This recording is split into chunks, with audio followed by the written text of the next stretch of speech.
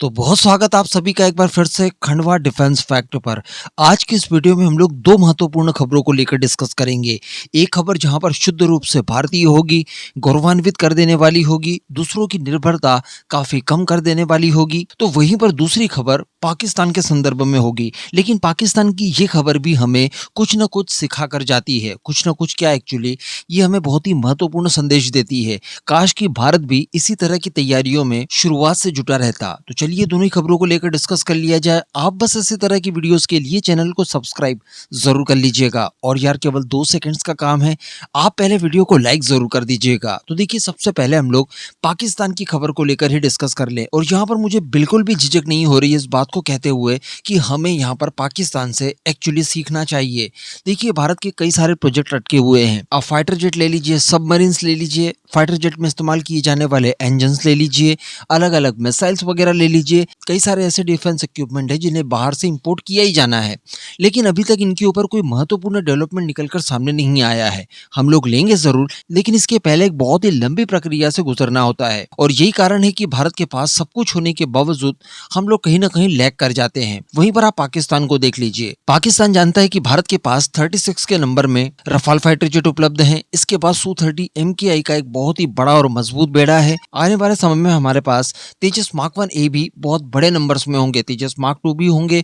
साथ ही हम लोग 114 रफाल विमान भी खरीदने जा रहे हैं। तो अल्टीमेटली जो भारतीय वायुसेना का बेड़ा है, ये बहुत ही ज्यादा स्ट्रांग हो जाएगा, देखते देखते पता भी नहीं चल पाएगा। वहीं अगर पाकिस्तान की बात की जाए तो पाकिस्तान के पास जो पुराने F-16 है वो बहुत ही पुराने हो चुके हैं। भला कब तक आगे बढ़ेंगे। मिराज भी जो है उनके पास, वो भी बहुत पुराने हैं।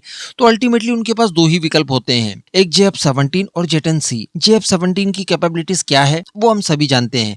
उसे तो JF-17 बोलना भी शायद ज्यादा सम्मान देने वाली बात होगी, उसे तो जफा सितारा तैयारा ही कहना सही होगा। लेकिन JF-10C की अगर बात की जाए तो आप इसे बिल्कुल आने वाले समय में हमारे तेजस मार्क 2 की तरह देख सकते हैं। काफी ज्यादा कैपेबल फाइटर जेट भी माना जाता है, लेकिन ऑपरेशन सिंदूर के दौरान भी इन्हें काफी ज्यादा लॉसेस फेस करने के लिए मिले, जिसमें JF-10C, JF-17 और F-16 जैसे फाइटर्स शामिल थे। तो एक तो इनके पास कमी थी, ऊपर से ऑपरेशन सिंदूर में इन्हें काफी लॉसेस फेस करने पड़े, और साथ ही भारत भी अपनी फ्लीट को कई गुना और ज्यादा मजबूत करने की तैयारियां कर रहा है। ऐसी परिस्थिति में पाकिस्तान ने देर किए बिना JF-10C को लेकर नया ऑर्डर प्लेस करने की पूरी तैयारियां कर ली है। जी हाँ, यहाँ पर पाकिस्तान को आप देख लीजिए, इनके पास आटा नहीं है, ना ही अपनी गाड़ियों में डालने के लिए फ्यूल है इनके पास। इसके बावजूद ये लोग अपनी वायुसेना के ऊपर खासा ध्यान दे रहे हैं। इन्हें पता है कि अगर किसी भी प्रकार का कोई कॉन्फ्लिक्ट होता है, जो कि भारत पाकिस्तान के बीच में आम बात है, कभी भी हो सकता है, ऐसी परिस्थिति में बाकी फोर्सेस के बजाय एयरफोर्स जो है ये महत्वपूर्ण रोल प्ले करती है। ऑपरेशन सिंदूर में भी देखा, जो मेन रोल था वो एयरफोर्सेस का ही था। तो ये बताया जा रहा है कि इन्होंने 60 से लेकर 70 की संख्या में JF-10C लड़ाकू विमान लेने के लिए जो ऑर्डर दिया जाएगा, इसे अंतिम रूप देना शुरू कर दिया है, और ये ऑर्डर देते ही इनकी संख्या 100 तक पहुंच जाएगी। यानी पाकिस्तान की वायुसेना के पास इसके बाद लगभग 100 JF-10C होंगे। तो अब आप कंपेयर करके देखिए बिटवीन पाकिस्तान एंड भारत, आपको कितने सारे डिफरेंसेस देखने के लिए मिलेंगे। भारत के अंदर लगातार नेगोशिएशन, बातचीत और यही सारी चीजें चलती रहती है। मेरे हिसाब से अब समय आ गया है कि भारत ने भी अपनी रिक्वायरमेंट्स की डील को फास्ट ट्रैक मोड पर ही कंडक्ट करना चाहिए। अब अगली खबर की अगर बात कर ली जाए तो ये बहुत ही ज्यादा सुकूनदायक खबर है।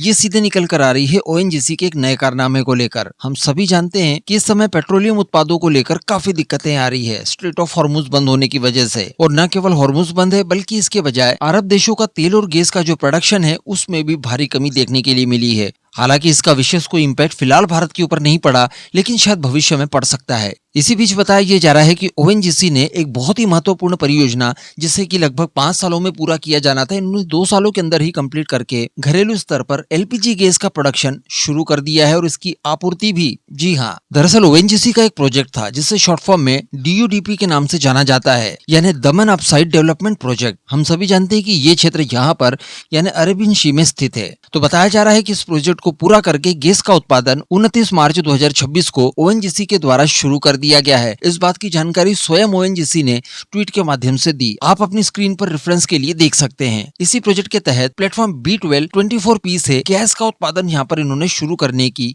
जानकारी दी है। बताया जा रहा है कि यहाँ से गैस का उत्पादन करके सीधे हाजीरा प्लांट भेजा जाएगा। ये प्रोजेक्ट मैं आपको बता दूं कि मुंबई से 180 किलोमीटर, जो कि ईस्ट वेस्ट डायरेक्शन में है, तो वहीं पर गुजरात के पीपावाद से लगभग 80 किलोमीटर साउथ की ओर स्थित है। इस कैपेक्स की टोटल वैल्यू बताई जा रही है $1 बिलियन। साथ ही इस प्रोजेक्ट प्रोजेक्ट में बताया ये जा रहा है कि चरणबद्ध तरीके से नए और बाकी के बचे हुए कुओं का काम भी इसी तरीके से पूरा किया जाएगा और प्रोडक्शन को लगातार बढ़ाने की कोशिश की जाएगी। तो अल्टीमेटली एक बहुत ही बड़ी और राहत देने वाली खबर है। इसी तरह से सारे काम अगर सही समय पर और फास्ट ट्रैक मोड पर पूरे होते हैं तो निश्चित तौर पर भारत की तस्वीर हम लोग पूरी तरह से बदल सकते हैं। अब आप नीचे कमेंट करके इन दोनों खबरों के ऊपर क्या मानते हैं जरूर बताइएगा।